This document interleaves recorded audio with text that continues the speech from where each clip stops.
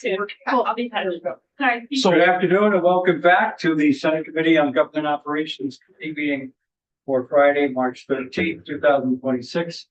Up for consideration today is S-275, an act relating to creation of the Cemetery Vandalism Response Fund. And we have taken considerable testimony on this.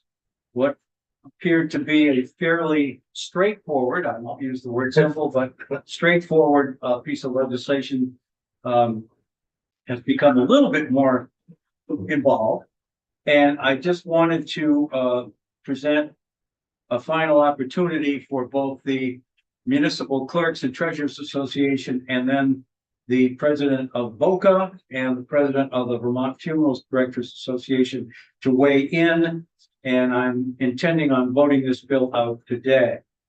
So with that in mind, I think I'd like to start with the Town Clerks Association. And thank you so much for being able to be with us today.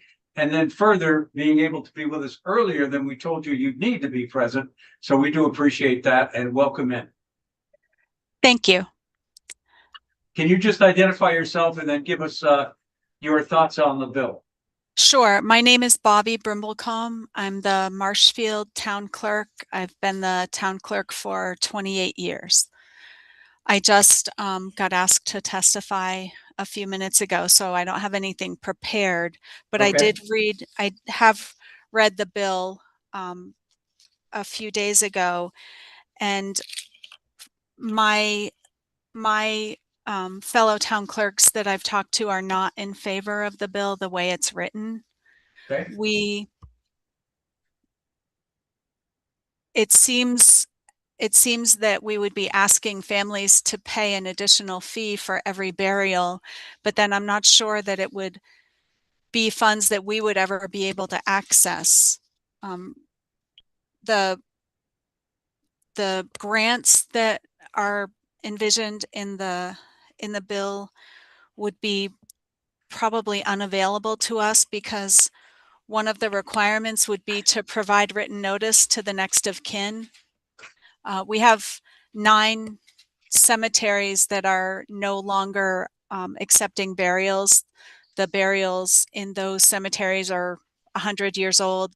There would be no way for me to find next of kin, so that would make it too difficult. And it also says that the grants would only be available if the agency has no available funds. So any town should have operating funds. I don't know of any towns that don't have cemetery operating funds. So it seems like we would be collecting this money, turning it over to another organization, and then I don't know what town would be able to access the funds because we would never be able to meet that condition that we not have any available funds. And one of the other requirements is that we not charge the fee to anybody who is on receiving state or federal assistance. That's not something that we know. I'm not sure how we would find that out. I'm sorry, Bobby, go ahead. And then it's not in the bill, but I was told that it's there's the potential to replace the burial transit permit fee with this $5 fee. I don't want to give up the $5 fee. It's minimal, but I don't want to give it up if I'm issuing the burial transit permits. Those are fairly time consuming and there's sometimes a lot involved, and I don't think we should have to give up our fee, particularly if there are any clerks that are still receiving fees as their compensation. I don't think they should have to give up their fee and instead divert it to an organization that they may never be able to receive a grant from. So you've listed 4 concerns. I think we can immediately take care of 2 of them. My view now is that we will not repeal what is currently in statute, that the town clerks will be able to continue to receive the $5 for the permit that they are now. I don't know how many of them are actually doing that, but that aside, in order for the Clerks Association to be in support of the bill, I'd be willing to alter that. So this, in essence, yes, it would be an additional $5 fee. I'll just let that go in the wind for the second.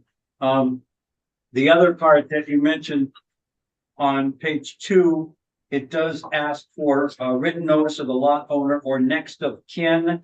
And then 2 lines further down, it also references next of kin again.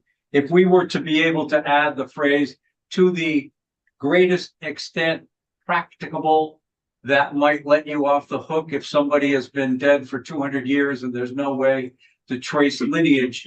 That's no longer practicable. So I would be willing also to put that phrase in, which would alleviate the agencies from having to do considerable amount of research. So that's where I am with that. I'm going to let, if you want, Bobby, both Tom Giffen and Chris Book. Tom is the president of VOCA. I don't know whether you guys know each other or not. And Chris is the president of the Funeral Directors Association of Vermont. I think one of the things that's confusing here is we define agencies in the bill as town cemeteries, religious or ecclesiastical society cemeteries, cemetery associations, or any person, firm, corporation, or unincorporated association engaged in the business of cemeteries. So you mentioned about being able to access this. If your cemetery, your town cemetery, has been impacted by vandalism, you would be able to ask VOCA for funds to fix that, to whatever extent they are able to do that in terms of collecting the $5. So I don't know whether that allays any of your concerns or not.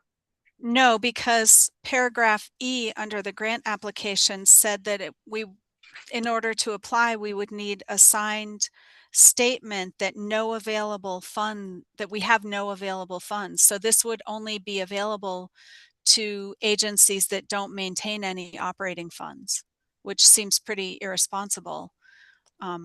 Okay, I'm not sure if that's what was intended.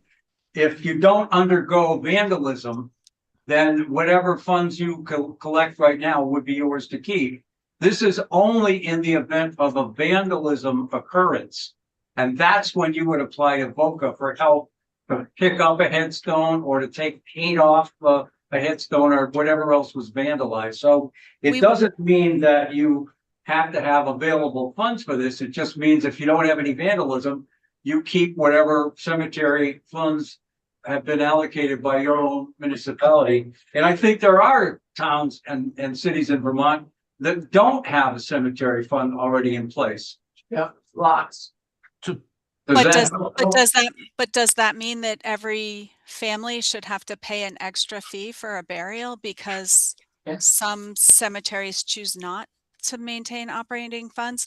And this doesn't, what this says is if we have vandalism and we want to apply for a grant, we can only apply for a grant if we don't have any operating funds. That's not what it says, I don't think. If it does, I think that is what it says. It says Okay. the grant application shall include the following: a statement signed by the cemetery commissioner that the agency has no available funds that it has authorized to use for the repair.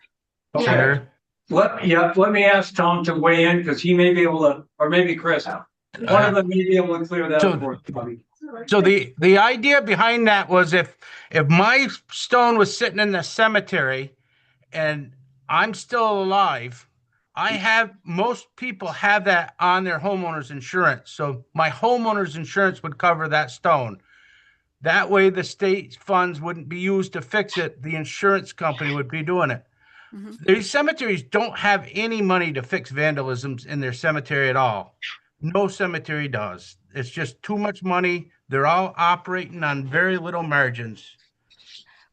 And But I don't disagree, but the way this is written, if my town had vandalism, I would not be eligible for a grant to fix that vandalism because we do have operating funds. We need those funds for future tree work. We build up our operating funds over several years, and then every so many years we do a tree project, which is thousands of dollars. So we do have operating funds, but we would we don't have funds to cover vandalism, but because we have operating funds, we would not be eligible for this grant the way it's written. Can you point that out, Bob, because I'm not seeing the same length. Page 3, Yeah, line 13. okay.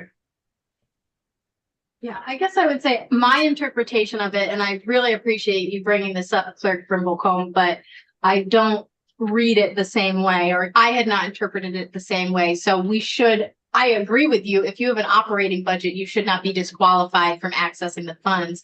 The way I had interpreted the language was that if you didn't have money already set aside to resolve the vandalism. Correct. That's okay. That's what I But we could, if you reading it didn't catch that, that may mean we need to change it so it's clearer. Maybe we should clarify. Yeah. Yeah. So, I do think we got to have something if somebody donates though, because if there's a major vandalism, there is some people that may donate toward correcting that. That doesn't get bad.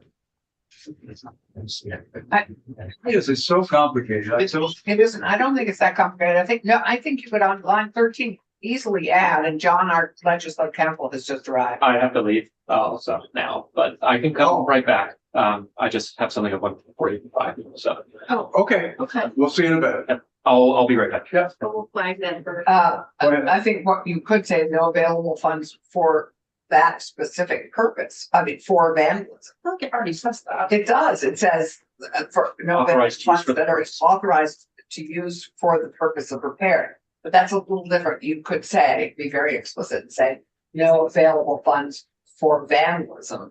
Or just say this does not include regular operating Yes, funds, you could just very, because I think that. That would be much better. That would be Also much better. exclude their perpetual care fund from that. yeah. Oh, that's a good suggestion. Okay. And Have back to the next of kin, I think if you could say next of kin, if known. That's what I think he is I suggesting. think you suggested if practicable, because I think if there's a But small. what's- amount of but work that what's needs to be done, you what's find out who. What's practicable? That's not easily. That's a legal, It's a legal term of art. it's a legal term that's used a lot in legislation, and it encompasses, you know, what do we know, if known or not known, how much work goes into it, and how much, and if it's there's definition. But I know that in New York where they use this, they lots of times they'll put a little ad in the newspaper, you know, anybody related to such and such and such and such, and let it run for a week. And is Okay. the cost of that ad recoverable as part of the grant?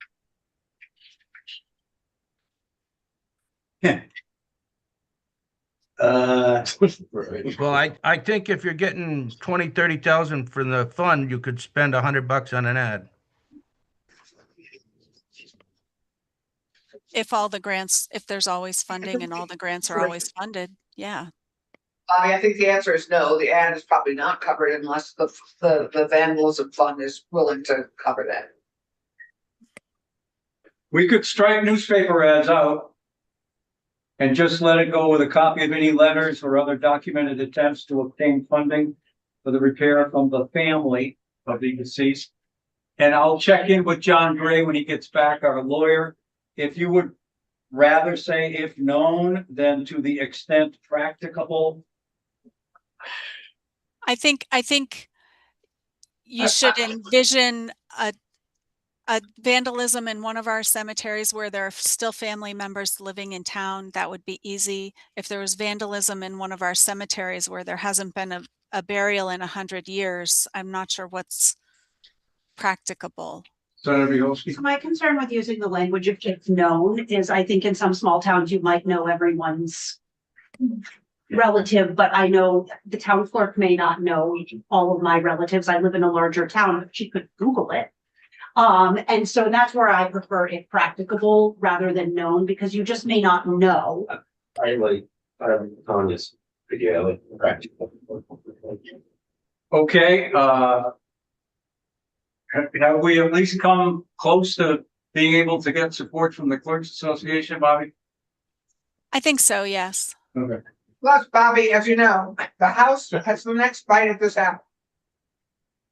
Well, we'd like to send them a finished product. Yeah, that's it. I mean, but we're gonna get it into the best shape we can, but any further concerns the clerks have can be taken up in the House, obviously. So number one, we will not repeal the current statute and town clerks or city clerks can keep the 5.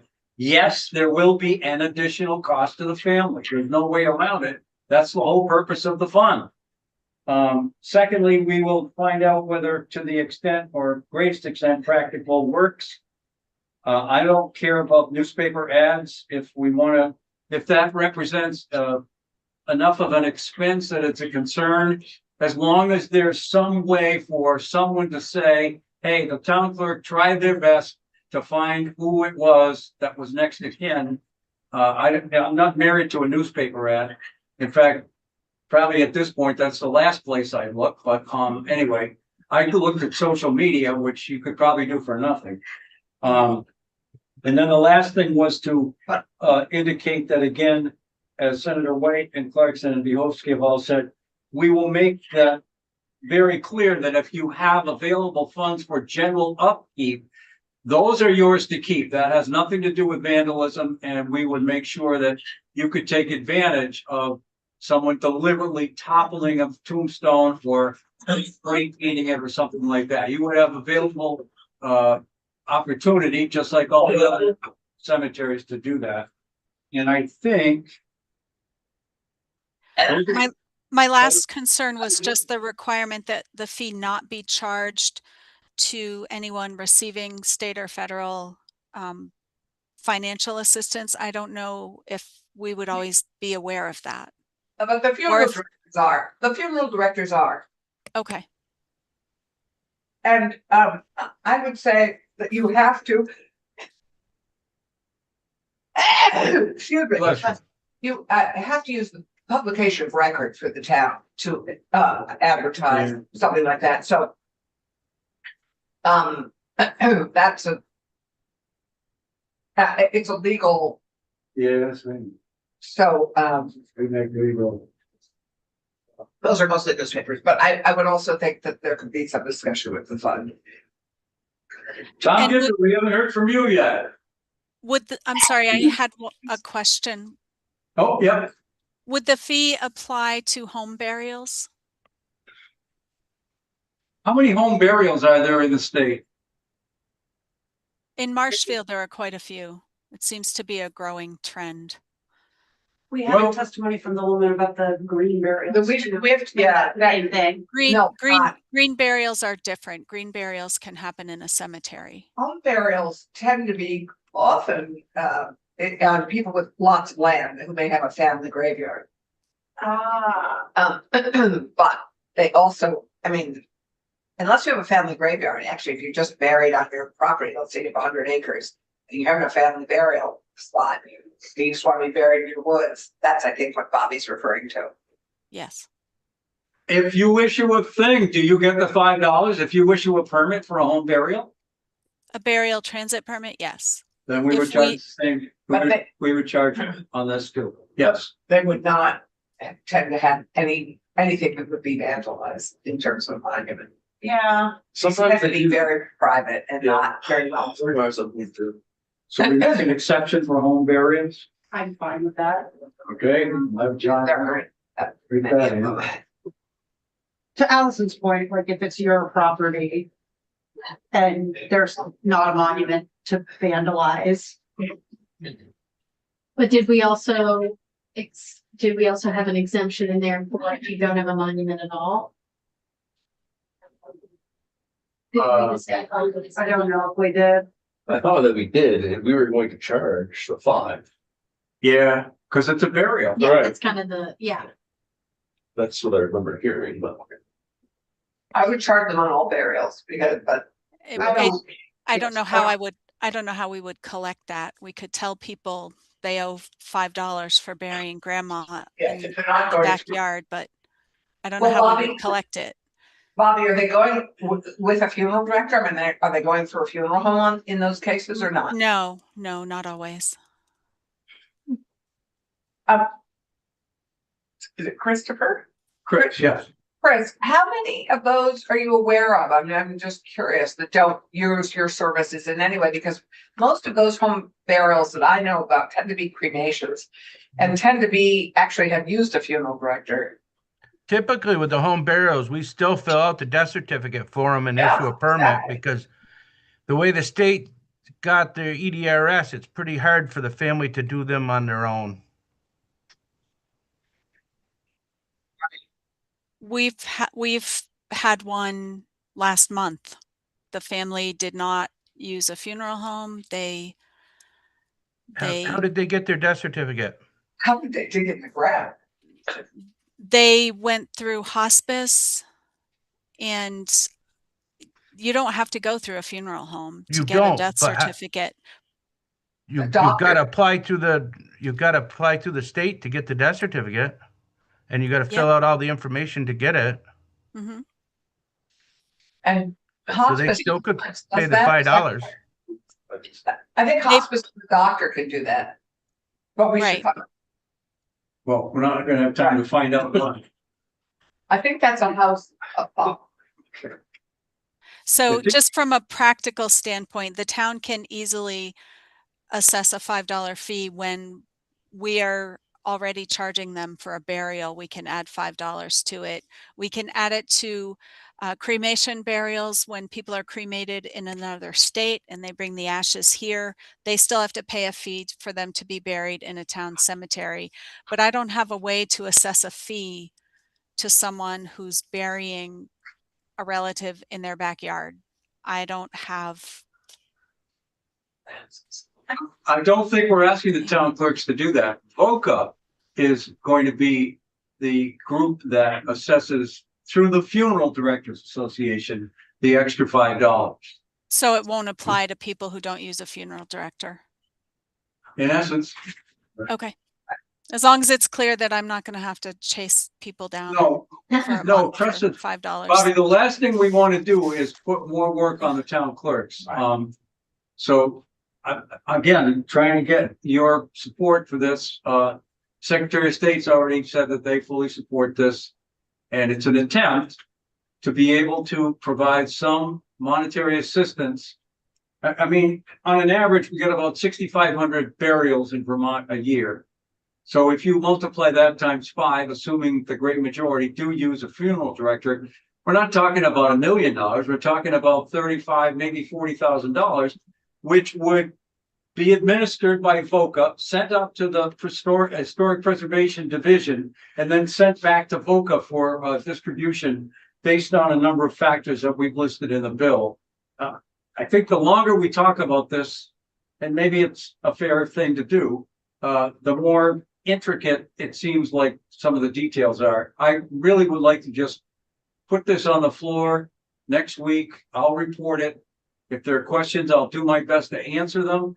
And if it's not to your satisfaction, if it does move, you'll have, as Senator Clarkson points out, a chance when it gets to the House to modify it to some degree.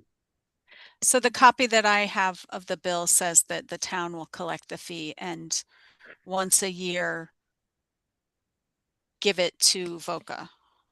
Has that been changed?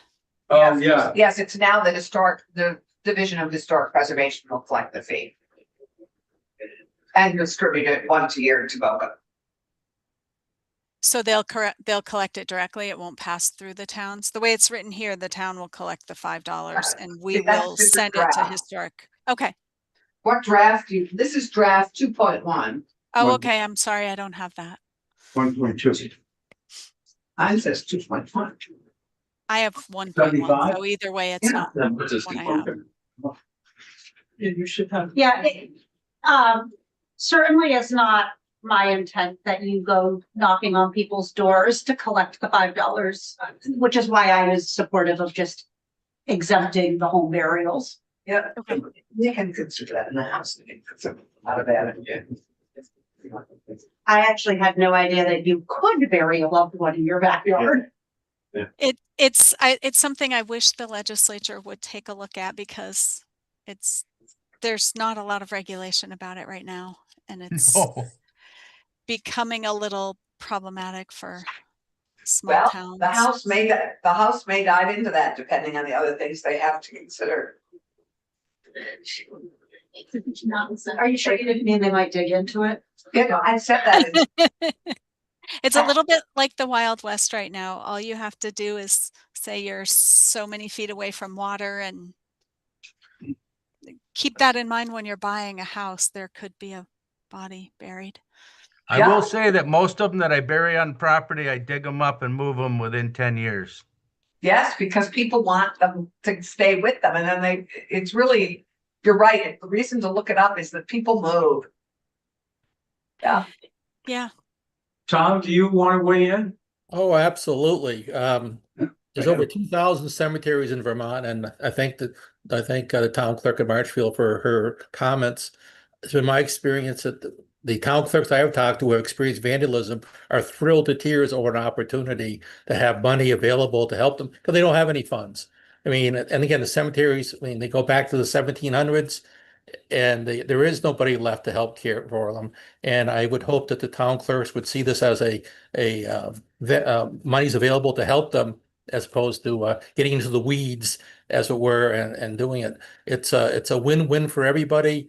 I mean, when I had to go to a cemetery and there's 250 stones knocked over and vandalized, it'd be nice to say, well, we can pay for somebody to come in with a tractor to help. So it's nothing but a positive. And I don't want to put any more issues with the town clerks. The intent of the bill was not to have them involved hardly at all, and I hope that would continue. The funeral directors are on board. I do know that, as I think Senator Clarkson mentioned, that so many have zero money to do anything other than mowing if they're lucky. So this bill would be able to help them and unfortunately, vandalism seems to happen every year somewhere. And I'm involved, and I don't think there's been a cemetery that I've been into in the last 35 years that's not some place where you can see where people push stones over and knock them over. I mean, it would be for these towns to have nothing. It would be a godsend to have a opportunity to say, hey, there is money available that we can have a monument company or somebody come in to help, or VOCA, whoever, to do the work. And it's again, with over 2,000 cemeteries, with all the towns that don't have the funds. I mean, the intent is that if there's vandalism, there'll be a fund available, and they can go to it to repair their cemeteries. It's a very clean cut, and the intent is pure, and there's nobody has an agenda, shall we say, other than helping out the communities in Vermont.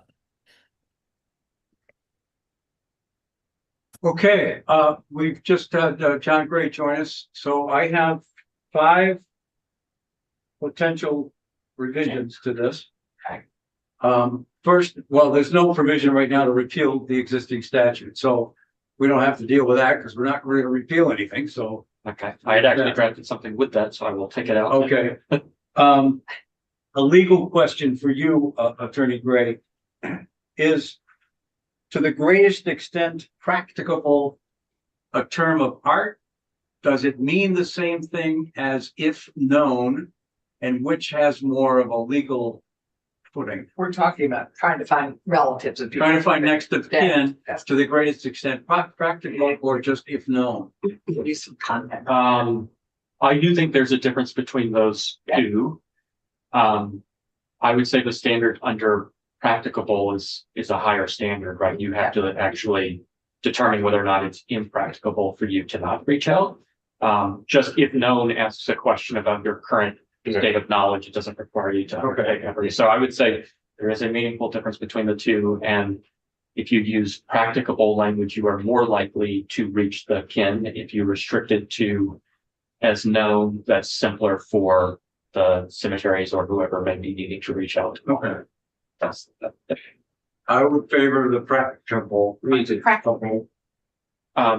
Just because I've been running around, can you guys point me to where you are in the text? Oh, sure. I'm going to use 2.1. Is that the latest one we have? That's great. So, again, the first one, I'm sorry, Allison, thank you for this. We don't have to, well, take the repeal out. Exactly. Yep. Number 2 is the line on page 2, line 15. Mhm. And then there's another reference to it 2 lines below in 17. to say next of kin if, I don't know, say to the greatest extent or just to any extent practicable, or however you think that is best worded. Okay. Number 3 is we would like to exempt home burials from the $5 fee. Okay. And, I mean, unless they use a funeral director. Well, yeah, if they do, If then they the use a funeral funeral director would director, have I the right to charge the $5, yeah. Yeah, if they, unless, So in that instance, are they being charged the $5? some are, Christopher does some home burials, don't you, Chris? Yes. Sorry, are we talking about the same $5? I'm thinking of the $5 potential fee under this bill, and I'm It's in What's that? addition to the $5 fee for the home burial permit or certificate. right, and I was thinking that if you're doing a home burial and not going through a cemetery, then you are Many, contributing. but some do. That's why I think we should just exempt them. That's fine. But some home burials use funeral directors because some are cremated. Okay, Cremation is generally done, very few cremations are done on their own because it's a very expensive shot. Well, it's Chris knows, I mean, it's not an easy thing to do. Unless you're the Ganges and you're on. And we're not going there, those are not our home burials. So I would say exempt them unless they use a funeral director. If they use a funeral director, that is, they naturally are now accepting this fee. I think I'm struggling with my own lack of knowledge. If they aren't using a funeral director, why are they being charged a $5? They shouldn't be, not. that's my point. No, I'm saying under the language, how are they being charged a $5? They're not.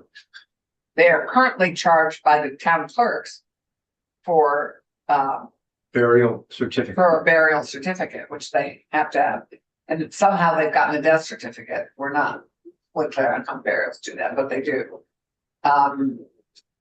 So we're exempting home burials unless they use a funeral director to. From the burial certificate, not from this $5 fee, which they would not be charged because they aren't using an agency. Well, I think they still need the burial certificate from somebody or they can't bury the body. I'm trying to make sure I'm understanding which thing we're exempting them from. The An burial additional $5. The additional $5. The vandalism fee. Okay, so what I would propose is, and on page 5. Yep. Lines 11 and 12, what if we said every agency shall contribute $5 to the cemetery vandalism response fund for each burial or cremation it performs that is not at a home. I mean, I'm just thinking live here about easy way to exempt them from this. Another way to do it is to add to the final lines 14 through 16. An agency shall not charge a fee to cover the cost of the contribution to any person receiving financial assistance or any person conducting a home burial that is not using a funeral director. Right, maybe that's the sentence. That's good. Yeah. That sounds like. Can I ask a question? Sure. Do you think it's appropriate to charge the fee to people that are not being buried in a cemetery? Couldn't you just exempt home burials? Who conducts the, again, I'm sorry that I just don't. Whoever conducts it, the private burial space is never going to be able to access this fund because Right. they wouldn't be defined as an agency. So why would they have to contribute towards? So that is why. Well, this is that's not probably- correct. That's not correct. If the private cemetery became an association, they could access it. So I could have one burial on my property and book a cemetery association and I could access this fund. I don't think people who are having one burial in their backyard are incorporating as a cemetery right. association. So that was going to be my question about, do we think that these folks conducting home burials are captured in agency? The term agency in this draft, and if they are not already under current language subjected to the $5 fee. That's what I've been trying to say, but maybe not stated clearly. That's because the way that it works on line 11, every agency shall contribute $5 to the cemetery vandalism response fund for each burial or cremation it performs. It's not agency. They're not. Oh, I'm sorry, I don't, that's why I was so confused. I'm sorry. oh, And I don't think we need to change anything. I think they're already exempt. Well, Okay. yeah, okay, here's how we define agencies. Town cemetery, religious, ecclesiastical society cemeteries, cemetery associations. Any person, firm, corporation, or unincorporated association engaged in the business of a cemetery. Yeah, so the business of a cemetery is kind of the key line Yeah. to me.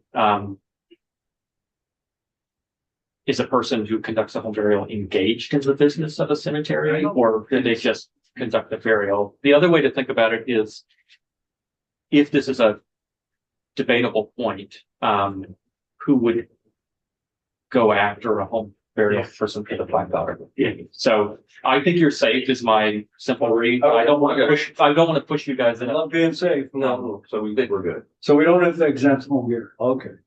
That's So fine. again, repeals out, next of kin, we're gonna use practicable. Yep, sounds good. We were talking for a little bit about the newspaper ads. I guess we've got to leave those in. Senator Clarkson made a point that legally, if you don't post it in a newspaper of record for that municipality, it's not a legal notice. So we almost by default have to leave it in. And then the last one is to strike on page 3, subdivision E.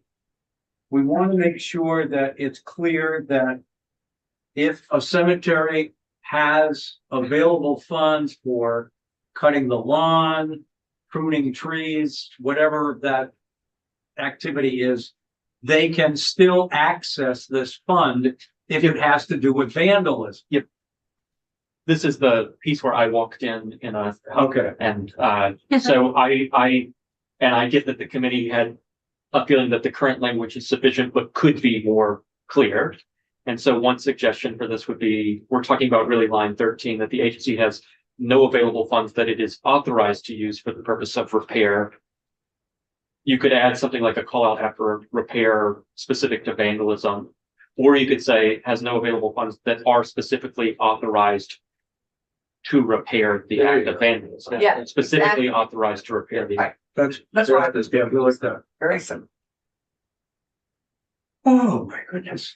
That's important. This is great. This is not.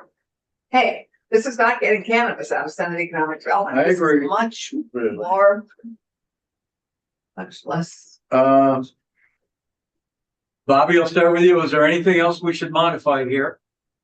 No, and I'm just want to say how impressed I am with this whole process. Well, Thank you for listening to us. well, if we get it to the floor, when we get it to the floor, I will say that the Vermont Municipal Clerks Association, Clerks and Treasurer Association support the bill. Okay. Okay. Correct. Is that A little lukewarm, Bobby, but that's okay. Tom, or How about they do not opposed? oppose the No, I bill? want to say that they're. They are enthusiastically I don't engaged think in they its need to be evolution. identified as Evolution. enthusiastically either. Yeah, that It's makes just sense. support the bill. She will. Tom or Chris, do you have anything else to add? No, it sounds great. Again, having been all over the state and seeing what's and seeing the damage that's been done and having to be able to tell a town clerk or the association that, hey, there is money available to help you. I mean, you have one stone that costs $400 to fix, and they have an ability to do that. I can't imagine. I can't imagine any associate town clerk saying, "Oh, we don't want the money." Okay. Right. We love the idea. We just wanted a few clarifications. Chris, you okay? I'm okay. Thank you so much. Okay, Senator Clarkson. Bobby, I've been involved in many bills that you've been involved with, and I'm glad you appreciate the process because we appreciate your availability and your helping with the process. Okay. You've made the bill better. Thank you. Okay. Yeah. See you So, soon on another bill that My involves. next question is for Attorney Gray. How quickly today could you affect the necessary changes? Because we got to vote it out today. For sure. So I don't have to run anywhere after this, Oh, wow. thankfully. I Are they thought I was over going to. the floor? So no wonder you're. And I thought Senate Finance was going to be going, but they voted out the thing that I was working on without me Okay. there, so that's nuts. So we could adjourn and come back in how long? So the question I have for you is, would you like these changes to be edited before you vote? Or if you think of them as sufficiently minor, do you want to just have them go through editing after the vote? I would propose they're sufficiently minor for us to do without editing. Yeah. Yesterday, Sophie Zadati was able to not only move quickly, but get it edited. So I can be back, you know, within 20 minutes. Okay. Perfect. And I can ask them for an ASAP job, or I can just bring you what I have at that time, and if they happen to have me edited by. If they're backed up, then just bring us what you got. If they're not, we'll take the evidence. Okay. Okay, Then let's great. do it. I'll see you guys shortly. Thank you. So you can be back for the vote if you choose or not.